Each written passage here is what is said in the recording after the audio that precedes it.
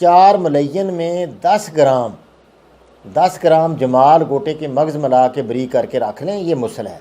इस मुसल से आपने लेना है 2 तोले, यानी 2 चम्मच, 1 चम्मच 4 मलयन का मिला लें, 2 मलयन 4 मुसल के मिला लें।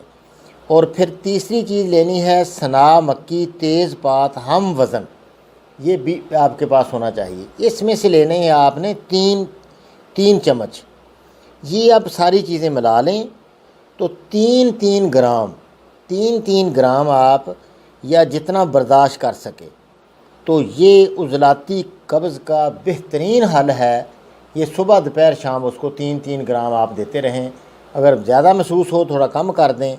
तो ये उज़लाती कब्ज़ का आला दर्जे पर इलाज है। कसा हुआ पेट बिल्कुल अपनी जगह पर जाएगा। पट्ठों का खिंचाव भी इससे ठीक हो जाएगा इंशाअल्लाह। सारे मसले जो उज़लाती मसले हैं ना, ये